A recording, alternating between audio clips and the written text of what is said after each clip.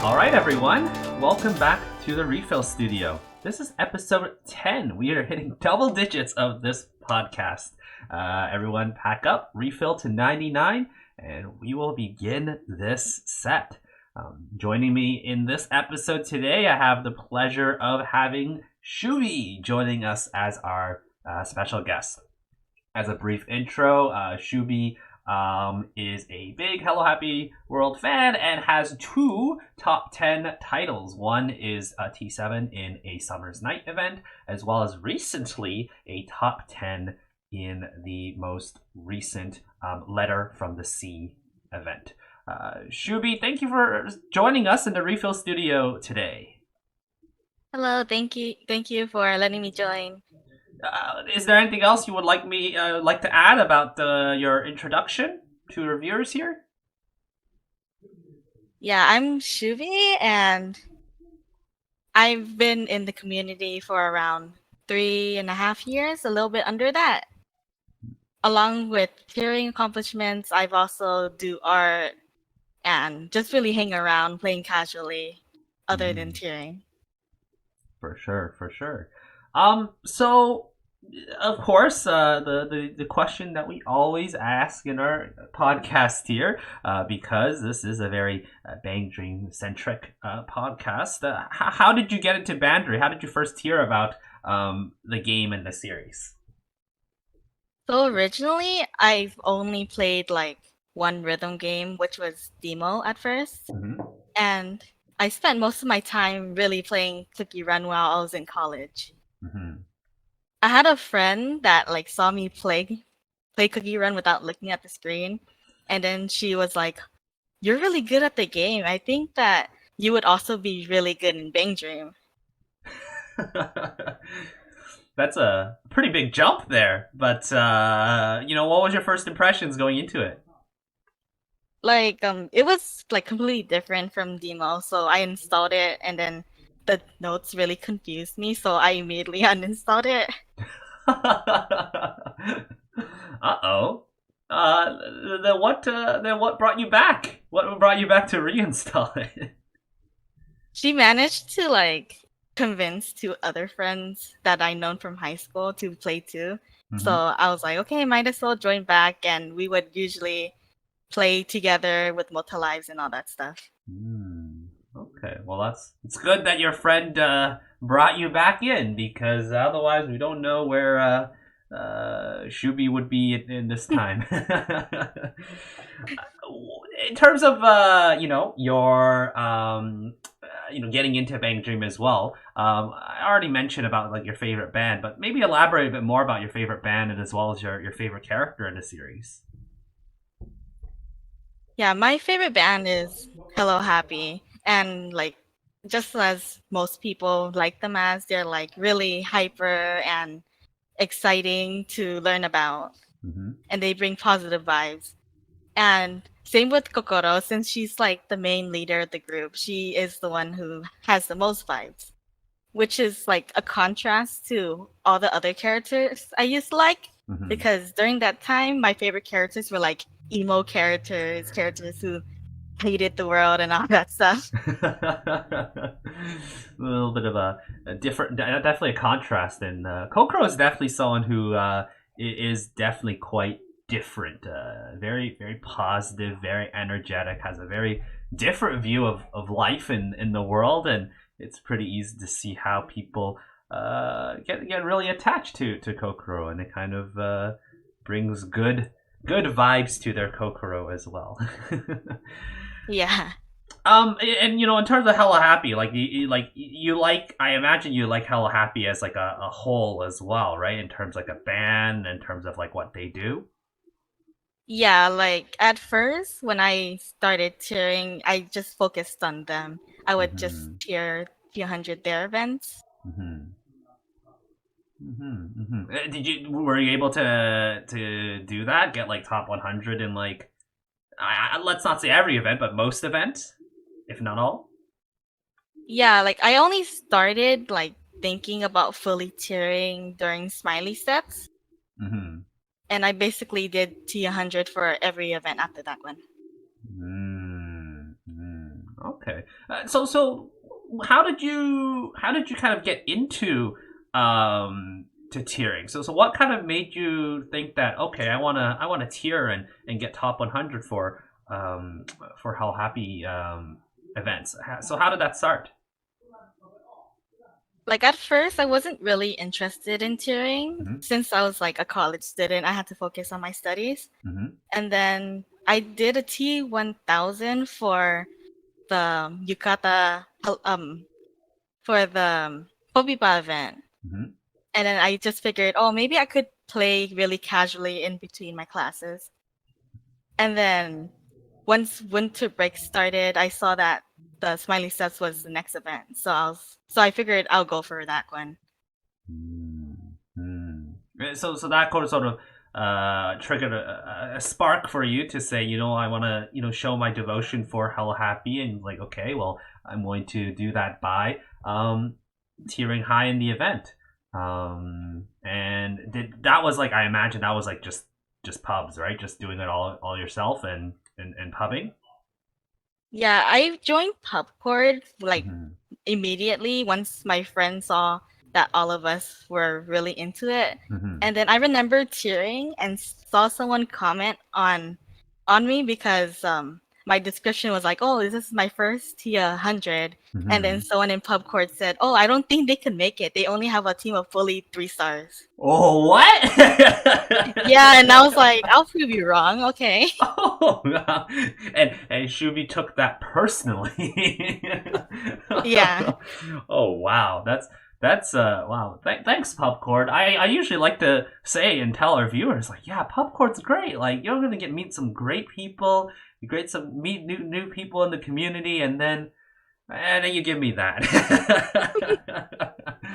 Yeah, But I saw someone defend me. They're like, "Oh, I've been rooming with them. They've been scoring well." So, well, there you go. There you go. So, maybe, Popcorn is really big, though. For those who don't know, it's the official Bang Dream Discord server. It's a very big server. I think the last time I checked, there was over 30,000 people in the server, which is, I think that's crazy.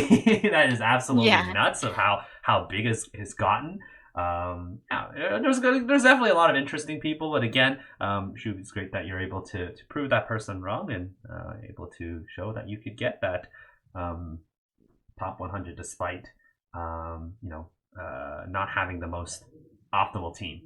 Mhm. So that was considered like your first title, I guess, first like major title, getting top 100 in that event. Did you find it to be like challenging at all, or was it overall like a pretty smooth experience to get that top 100? I figured it was like pretty smooth considering the Mm. fact that like after the third day I went on a trip to Vegas and I was Oh. still able to like stay in top 100. So I was like, "Oh, this isn't as bad as I thought." Mm. Like, did you use like cans, or did you have to like use stars for a bit? And were you aware about like the fact that you have to like in theory you have to play like A to Z over and over again? It was an event like back when Fuafua time was the meta. Oh, yeah, yeah, yeah. Yeah, it was like really it felt like really casual considering we had the score cap and like all the caps for the amount of points you could get. That's right. That's right. I forgot that it was such an old event that there was score caps and A to Z wasn't in the game, so it was a lot more chill, I imagine, in playing in the game. And as well, like back then, not many people played the game, and even back then, Pubcord wasn't actually even the official Discord. It was just a random server at back in the day, and so wow, that's a trip down memory lane. It's pretty Yeah, interesting. that was all the way back in 2018. Wow. So you've definitely been in the game for quite some time, and in the community for quite some time. So yeah, it's quite interesting to see. Now, again, you definitely tiered for quite a few of these Hello Happy World events. What was your first introduction to tiering servers though? What was that introduction like? My introduction to tiering servers was back when I did my first T10. Mm-hmm. Most of the, like, I originally wanted to just go as much as I could because I knew I Mm-hmm. was going to be busy. Mm-hmm. And I ended up being in T10 for a while, so I Mm-hmm. decided to go for it. Mm-hmm. And since it was like a pretty much dead event, it was even pretty dead in the tiering servers. And Loon posted the room code in PubCord, and I joined. And then they eventually DM'd me saying, "Oh, you want to join my server?" And so that was basically just that. Well, so that's how it started, huh? So like being invited to join in PubCord, and again, this is one of the main advantages of PubCord. There's so many rooms are open, and sometimes even the higher tiers will go into PubCord and share their rooms to get some extra support. And I guess you were very fortunate to get Loon to post their tiering room, and kind of learning more and decide to join the server after. So um, when you first joined the server, like was there like a bit of like a culture shock, or like a sort of you look at it, you're like, whoa, this is like a lot different than when I imagined.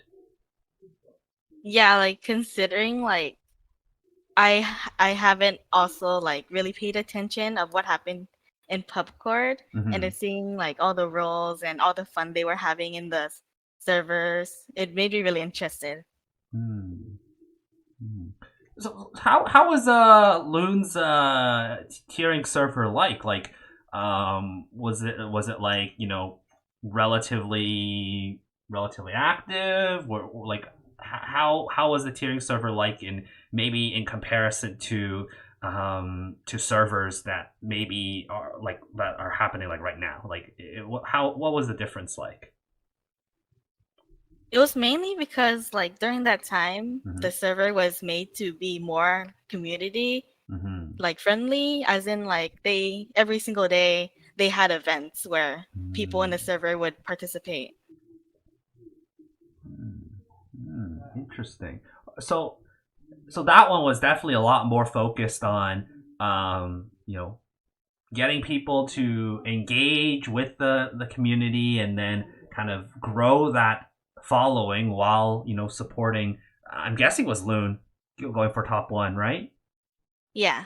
Yeah. Okay. Well, that's really neat. Again, like it's really interesting to see, like, sort of like, I guess, the different vibes of many different tiering servers, especially depending on like what kind of um event it's for. Like, for instance, like, because every event has perhaps like their own bands and such, and they have their own sort of unique devotees trying dedicated to get those events.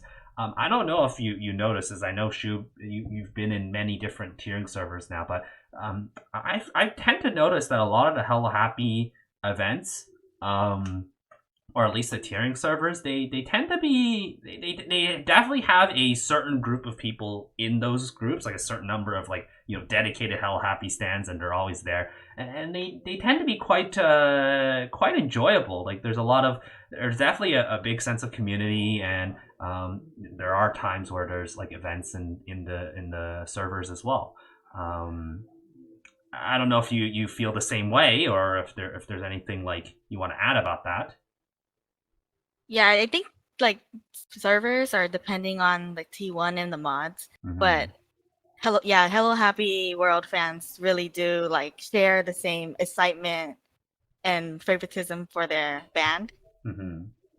It's like they attract with each other. Mm-hmm.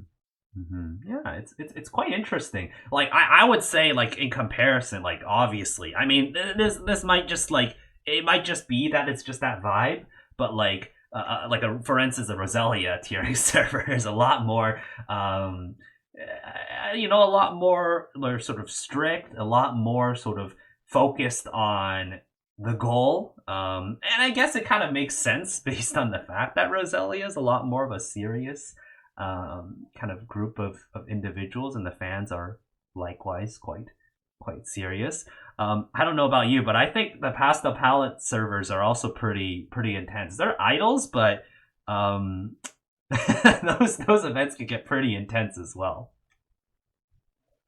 Yeah, and their servers also seem pretty fun too sometimes. They're pretty fun sometimes, but I think there is some level of intensity to them. I think it also kind of correlates to like a bit of maybe it's just that idol culture as well. Like there are some fans of idols who let's just say they are quite intense.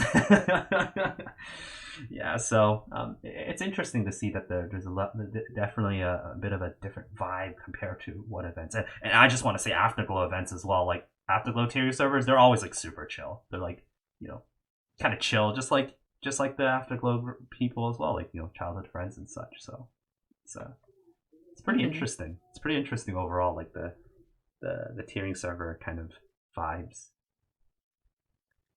Yeah. So Shub, in terms of like getting that first T7, like was there any like memorable experiences of you being able to obtain that first T10, or was it just overall like a very smooth sailing experience?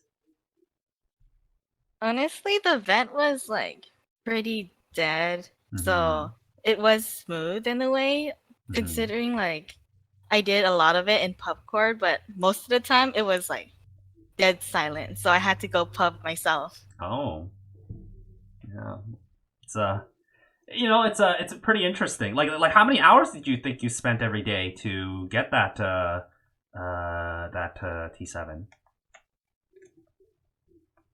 Probably like 10. I'm not sure. It's been like a while, so I don't Mm-hmm. remember much Yeah, of it's been it. like a year, right? Yeah. Yeah.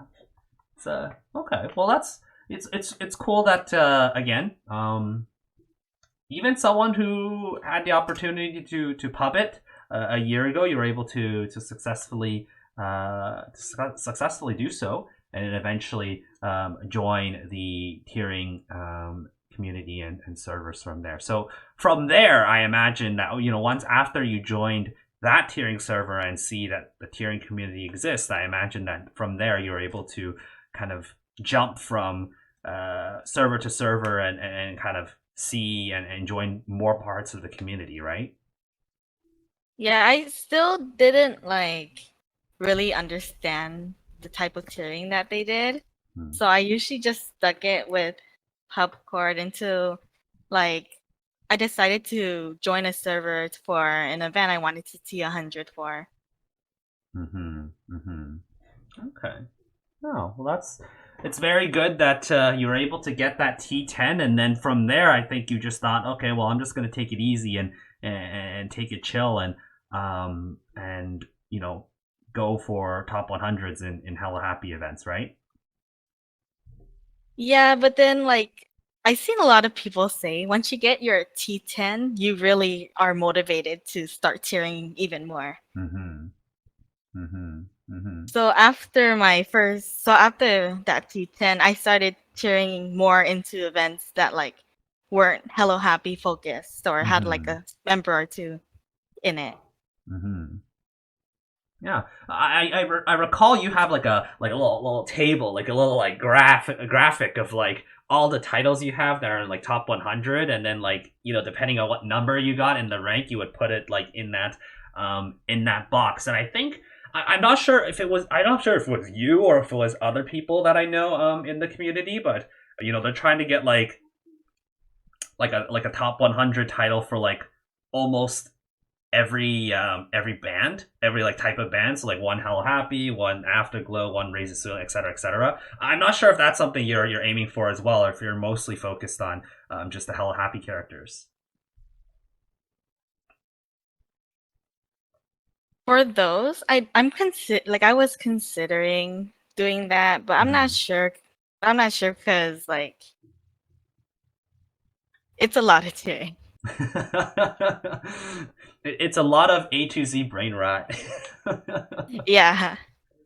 Like Uh, I would want to fill out my T100 chart, but I don't have like a lot of energy to tier usually. For sure, for sure. It's interesting because when we talk about tiering, and I think you share the same sentiment. Like you're very motivated to get that after you get your first like super high title, right? You got your first T10, and then you're like, I want to possibly tier more. But then there's the other side, right? The other side of your brain that's saying, no, I don't want to play A to Z anymore. I don't want to Yeah. play A to Z for hours and hours on end. So like maybe to those who are maybe newer to tiering, what would you suggest to them? Like, what would you tell them? Like, how do you sort of balance the fact that you're really motivated to get the title, but then you may not be as excited to do such things like playing the same song over and over again. Yeah, like lately these days, like when I go for my weekly T1K, I just pub it, and if ATZ doesn't get chosen, oh well, might as well play the song. Mm-hmm. It's really refreshing to play a different song or something you haven't played in a long while. Mm-hmm. Mm-hmm. Mm-hmm. And when you are going for that high title, what would you suggest for people, in the middle of like high tier? How would you stay motivated while you are tiering high? Like before, when I did my Zero Flame Mm-hmm. T100s, Mm-hmm. as long as it isn't competitive, so if you had spare time for it, it's good to like play a few games, just like random. Like we used to do that. Me and several others used to do that in the tiering service where we just click random and play randomly, Mm-hmm. and it Mm-hmm. really boosts you up. For sure, for sure. Just to mix things up from time to time, right? And it's always important to just kind of find ways to stay motivated and just find ways to pass time and just make sure everything is flowing smoothly. And the worst thing to do when you're tiering high is to just lose all the motivation or just be unable to play and just be able to continue. So yeah, it's something that you could certainly consider.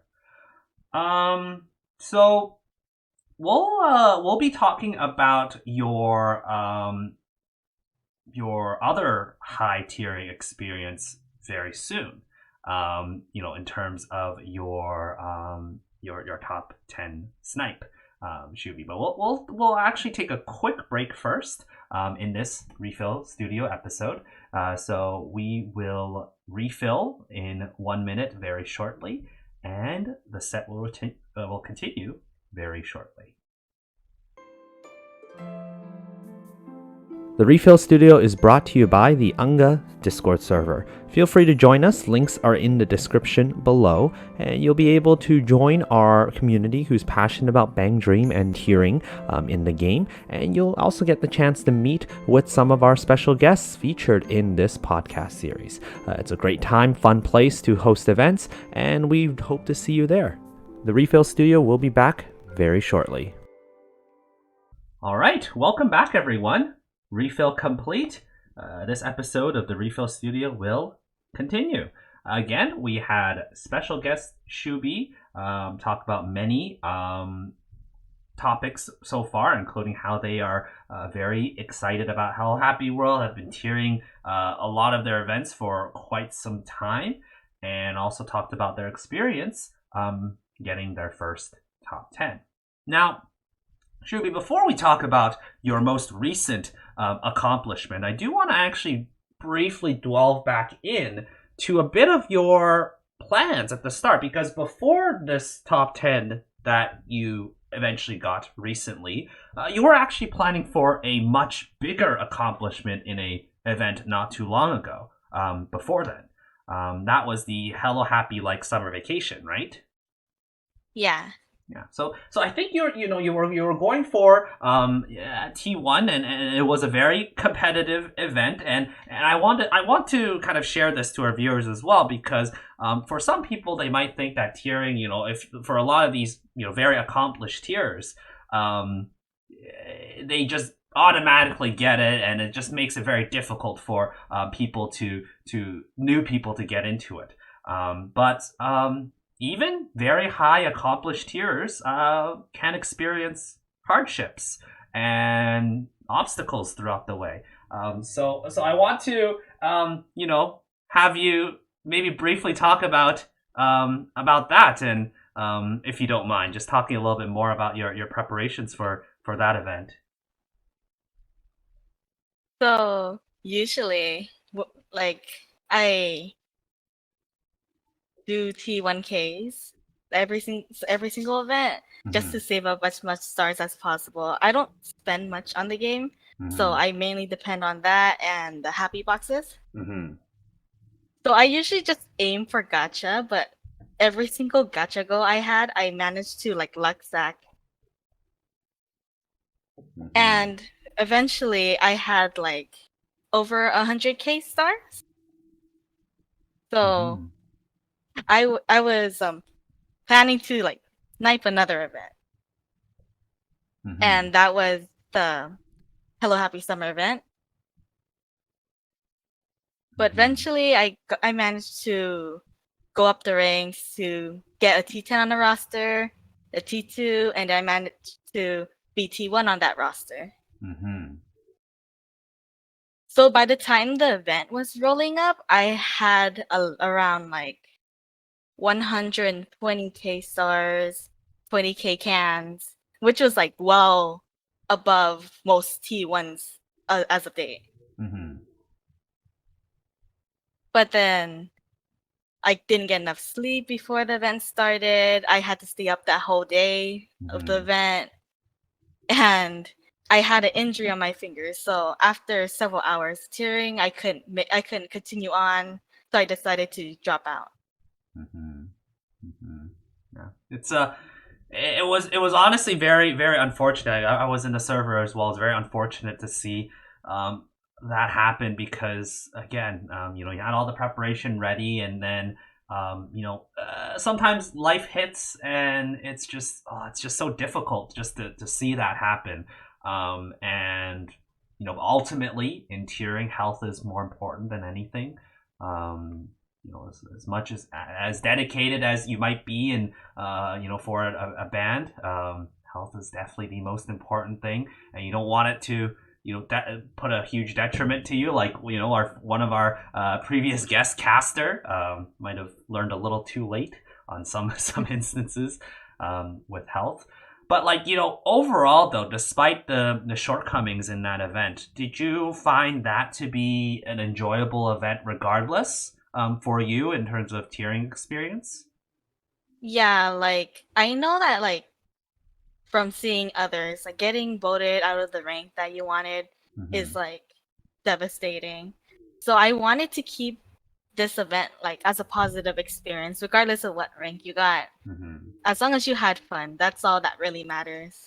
Mm-hmm. Mm-hmm. And you know, um, one thing about that event that was a little nightmarish was the T10 in general. The whole rankings, and how it got like super high in terms of cutoffs and such.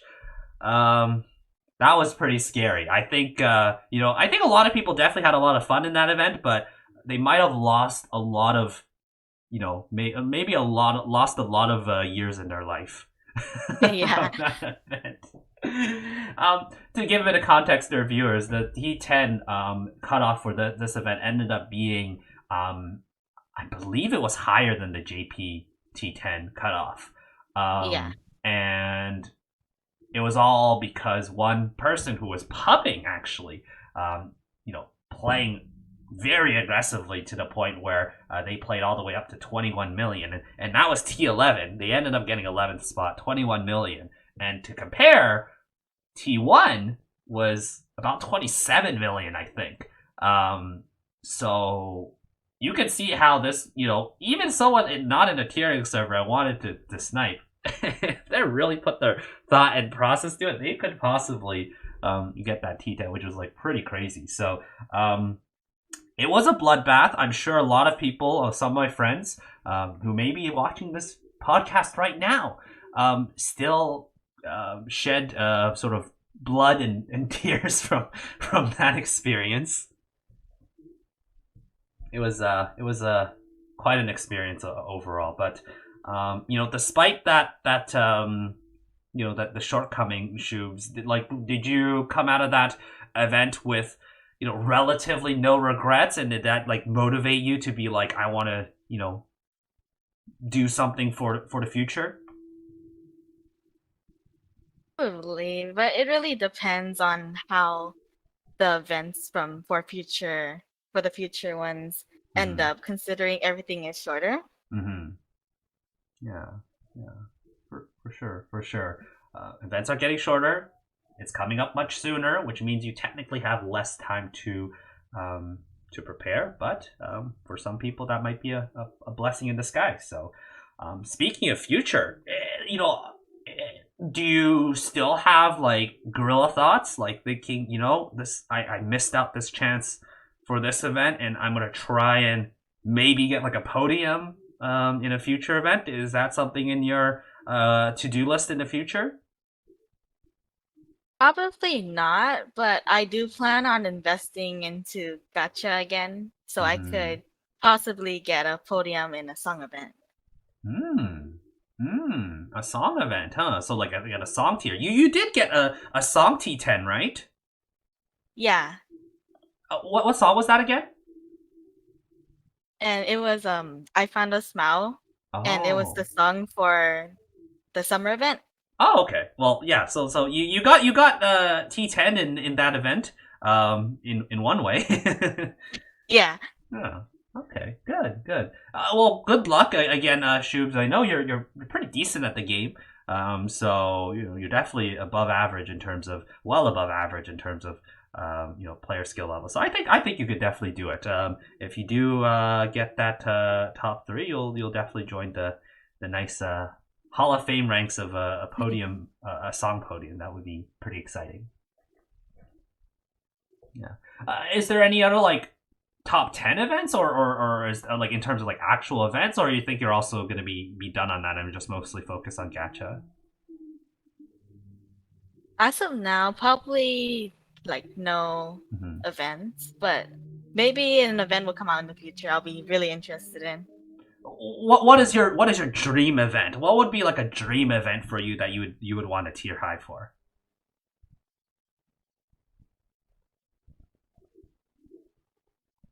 Well, anything with like Kokoro in it. I really love the pianist of all the bands, so anything with them I would love to hear probably. Hmm. Hmm. Well, hopefully that dream will come true. We'll see how it goes. Maybe I mean, Kokoro has quite a few mixed events. I mean, well, maybe not necessarily with the pianist though. So that could be quite interesting. Maybe like Kokoro Kokoro Rinko. That'd be really interesting. That'd be weird but interesting. Kokoro. Oh wait, Kokoro Eve. That would be very interesting. I think there's someone who would be very interested in tearing that. Yeah. I wonder who. I wonder who. Maybe a viewer. um. So why don't we talk a little bit more about that your most recent accomplishment, which was sniping top 10 in the A Letter from the Sea event. So before we talk about, you know, getting that title, what sort of gave you, a little bit of un- unpleasant thoughts that are like, maybe I should try and snipe this event. So what convinced you to snipe and think that, okay, I'm gonna play the bad guy role and try and snipe an event? Oh, originally it was like seeing how slow the T10 went. Mm-hmm. And like Taya is one of my favorite girls as well. Mm-hmm. Mm-hmm. Mm-hmm. Yeah. Did you even had intentions to go for top 100 in that event? No, not at all. So you were just kind of casually playing along, and then you're like, this seems reachable, right? Yeah, I originally like put in a few cans just to get the tier 100 tracking so the estimate would come out. Mm-hmm. And then like even just using Nat Flames, I would stay in tier 100 at the border. Hmm. and then you looked at the sort of how it goes, and you're like, this might be something I could do, right? Yeah, like considering it's like also a versus live, I'll just get cans back. So that's definitely one of the a decent advantage about VS Live. VS Live is one of the interesting parts about it. If for the viewers who don't know, is that versus lives definitely have a slightly different way of efficiency. Sometimes it might even be best to play with you and another person, and maybe the other person is just not really caring and just casually playing like on easy or normal difficulty, while the other person's just playing as well as they can. And that could be just more efficient. And although your scores in VS Live don't go super noom very quickly, you do get cans back, and it's it's a pretty interesting experience to tier in VS Live. So again, tell us a little bit more about the process of you planning out and then eventually executing that journey to snipe that top 10. Yeah, since it was a versus, all I had to um do for cheering is convince one other person to grind endless hours with me. Mm-hmm. Mm-hmm. Yeah. And then once I ran out, Go ahead. I would like just go on a marina day and get cans back. Mm-hmm. Mm-hmm. I think on Twitter you mentioned that this was a starless T10, right? Yeah. So you had a lot of cans saved up, probably even a lot from the previous events as well. So yeah, so that was very very interesting to see that you're able to do that without very like little resource use. It was pretty fascinating to see.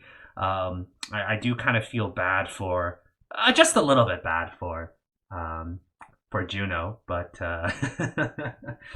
Yeah, me um, too.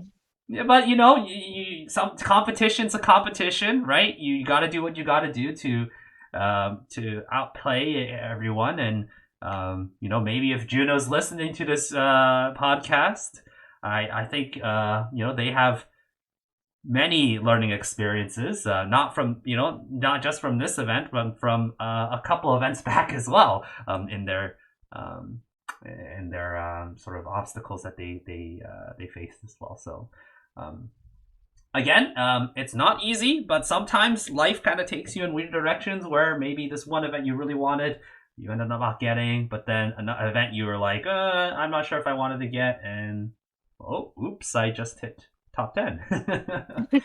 Yeah, just accidentally walked away into to top 10. But yeah, big congrats, Shoobs. I don't know, like again, although maybe like an event podium is no longer on your agenda, you could at least give yourself a pat on the back that you've not only gotten a T10 in a Terry server, but also a T10 in a sniper form. So that's something that it's some people, some of us have done, but not all of us for sure, having multiple T10s. So big congrats to you on that.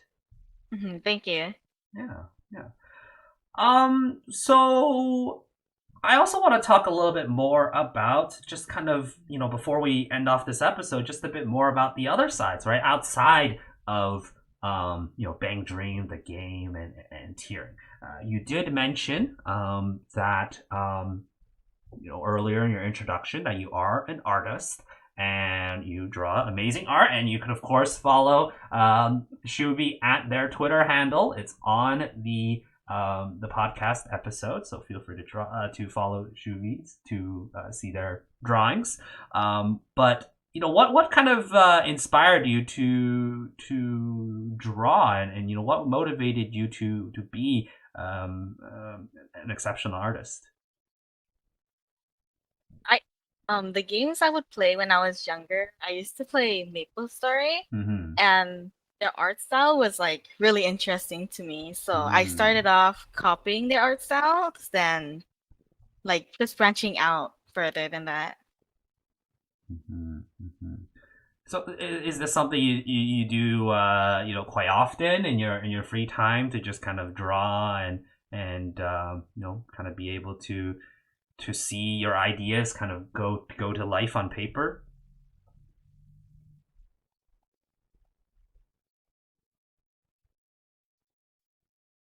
I haven't been able to draw as much as I used to in high Mm-hmm. school since I Mm-hmm. started college and had to focus on classes. Mm-hmm. But like even then, it's still like a learning process, Mm-hmm. despite like drawing for over a decade. Mm-hmm. Everything's always a learning process. In a very niche perspective of Bandori tiering to a little bit more broadest perspective of art. Um, it's definitely very and even more broader perspectives on many other aspects of life. It's quite interesting to see people develop and continue to grow. So it's very good that I think it's very very great to that you are still working away, drawing and doing your drawings and practicing, because I do see you quite often, trying to drawing on just drawing and practicing on voice calls, and it's really really really neat to see. So I'm personally am quite artistically challenged, so I can't dare to think about drawing um, anything amazing, but I do like really give props to the artists out there, because it's quite something. Um, do you like, when it comes to like drawing? I imagine you draw, like if you do end up drawing, you're gonna draw a lot of other interests that you have. And I think one of your main interests right now, of course, is Genshin Impact, right? Yeah. Yeah, yeah. So when it comes to thinking about what you're going to do in future plans and such, I imagine for a lot of people, when they plan for like things like Bank Dream or other events, I mean it's a lot more than that, because people tend to play a lot more games than just Bank Dream. I imagine that you spend a lot of time, maybe even more time, hopefully more time in Genshin Impact than Bank Dream. Yeah. What kind of drew you to Genshin, just real quickly? Originally, it was like the open world aspect, but then Mm-hmm. also like the characters designs are one of my favorites Mm-hmm. because of the drawings I do. I really love drawing like super detailed stuff, even though I don't draw as often. Mm-hmm. Mm-hmm. Mm-hmm. Yeah, it's a very vast game, and it's really interesting when you see like people like in the community, when they're like, oh yeah, I like Bank Dream, but then you also like this other game, and like you see people play like multiple games. And for instance, oh my goodness, like in like the lower ranking, like lower sort of power of rooms in Bang Dream, like the veteran rooms, like oh my god, there's so many Genshin usernames. You could like do like a drinking game of how many Genshin names you see. It's pretty funny. Yeah. It's pretty interesting to see that sort of community overlap. Speaking of community, one last thing before we end off the episode, Shuvi, you were involved in a sort of community event that I hosted, which was the Hello Happy World song ranking video that I posted actually quite recently on my YouTube video. So again, you were one of 20 people, very big group of voters who voted and compiled our opinions on our favorite Hello Happy World songs. I know, again, you as a big Hello Happy World fan, you are a big fan of their music as well. First of all, what were your overall thoughts of that ranking video? I thought the results were okay, considering like I don't hate people whether they think they don't like a song or not. Like Mm-hmm. everyone's entitled to their own opinion. Mm-hmm. Mm-hmm. Yeah. It was really interesting to see everyone's vast opinions. I think one of the most shocking parts, I thought, was the fact that Wacha Mocha Patan March had 6 people voted as the best song, and it wasn't the best song in the ranking, just because of the overall average of the other rankings. So that was pretty interesting. to see. I know, Shoobs, you had we had a discussion before where like you personally feel the older songs kind of are just not as good as the newer songs, right? Yeah. They're still good songs, but I think there's sort of like a power creep kind of aspect where, you know, because they are older songs, generally newer songs have found a formula, or a formula that does work a bit better in terms of songs. So that's why I also think that the newer songs do have a slight edge, and this doesn't apply to just Hello Happy. I think most Bang Dream bands, in my opinion, follow that as well.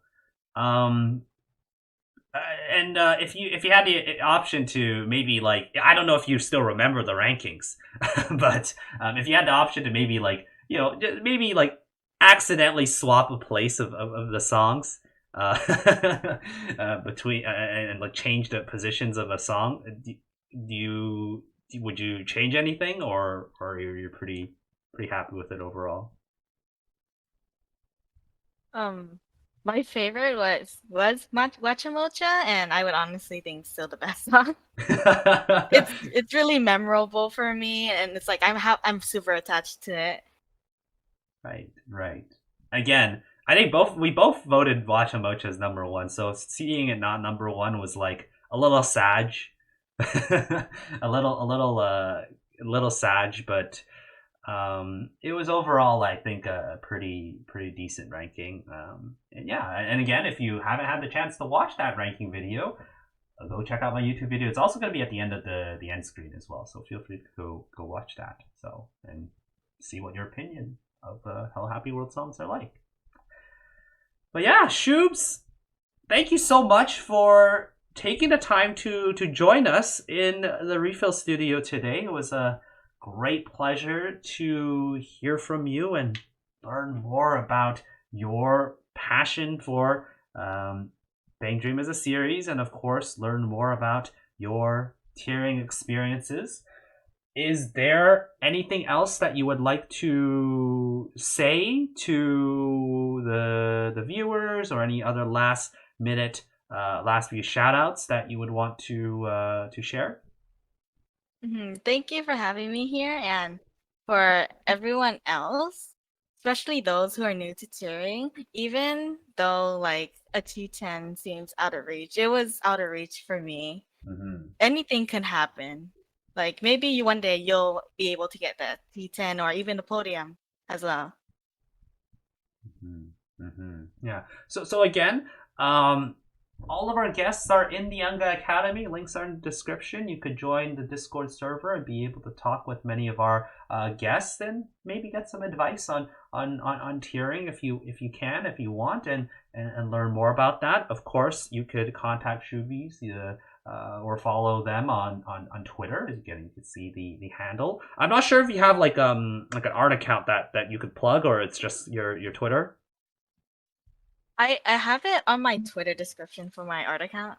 Okay, so feel free to follow Shoob's art account and see their amazing artwork on Twitter as well. And I'll see if I could fit it in the description as well. I think that'll be a pretty good idea. But yeah, so again, thank you all so much for listening to this episode of the RePHIL Studio. The set has been complete, and we hope that we be able to see you in a future set, in the future episode, very soon. But until then, take care, everyone. Thanks for listening, and we will see you all next time. Bye-bye, everyone.